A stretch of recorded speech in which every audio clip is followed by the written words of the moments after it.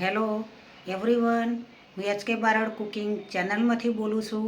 આજે આપણે બનાવીશું પ્રેશર કુકરમાં અલગ જ રીતથી કોઈપણ વ્યક્તિ બનાવી શકે તે રીતે ગાજરનો હલવો. ગાજર છાલ ઉતારીને ધોઈને તૈયાર રાખ્યા છે. હવે તેને ટુકડા કરીને કુકરની અંદર બાફીને હલવો બનાવવાનો છે.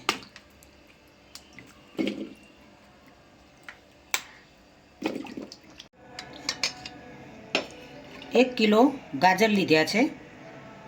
અડધો કપ દૂધ વેડીશું.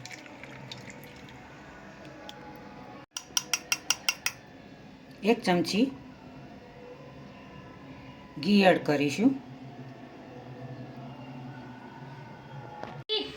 ગેસ ઉપર કુકરને મૂકીને 2 વિસલ થવા દઈશું. ગાજર આ રીતે બફાઈ ગયા છે. 2 સીટી કરી કમ્પ્લીટ ગાજર થઈ ગયા છે. હવે એને ભાગી દઈશું. તમે દબાવીને પણ ભાગી શકો.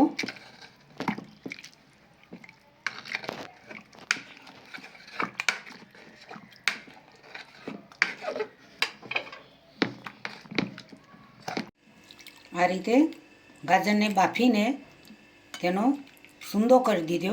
ઉપર મૂકી 1 વાટકી ખોળ એડ કરીશું.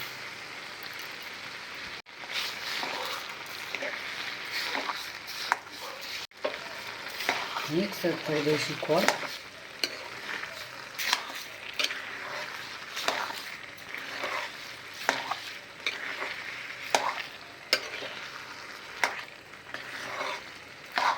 ખોળ નાખવાથી પાણી થઈ જાય છે. હવે તેને બળવા દઈશું.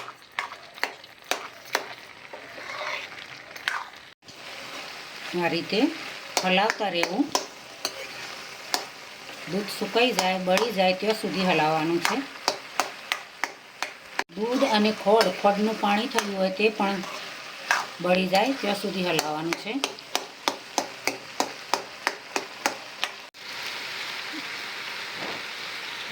માવો એડ કરીશું. મિક્સ કરી દઈશું માવા સાથે. હલાવતા રહીશું. સરસ એવો ટેસ્ટી હલવો બનાવવાનો છે ગાજરનો.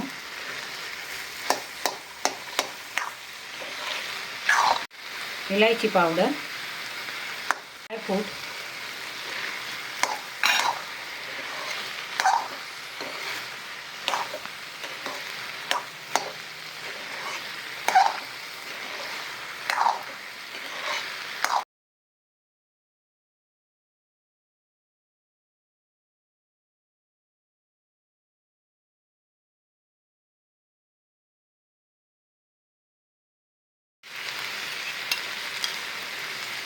એક ચમચી ઘી એડ કરીશું. તે બાફીને તમે ગાજરનો હલવો બનાવી શકો. છીણ કરીને પણ તમે ડાયરેક્ટ હલવો બનાવી શકો. ખૂબ જ ટેસ્ટી અને સ્વાદિષ્ટ હલવો બનાવ્યો છે.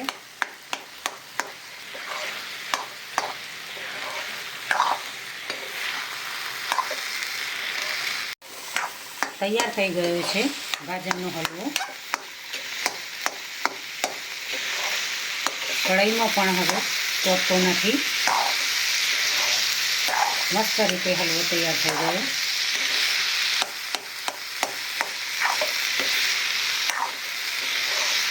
હવે ગેસ બંધ કરીશું.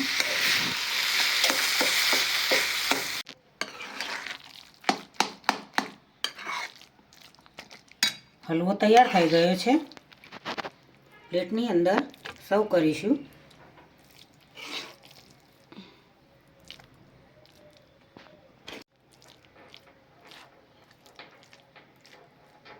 માવો એડ કરીશું ગાર્નિશિંગ માટે.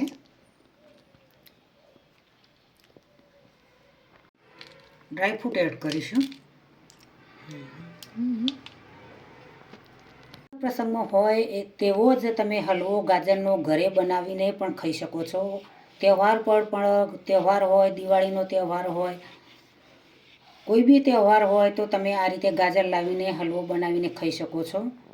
થી મોટાને દરેકને ખૂબ જ ગાજરનો હલવો ટેસ્ટી લાગતો હોય છે. મહેમાન આવે તો પણ તમે આ રીતે સરળતાથી ઘરે બનાવીને મહેમાનોને ખવડાવી શકો છો.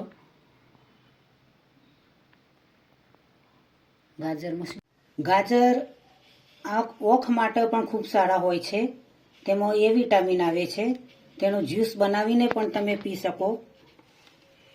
તેનું સલાડ બનાવવામાં પણ તેનો ગાજરનો ઉપયોગ થાય છે.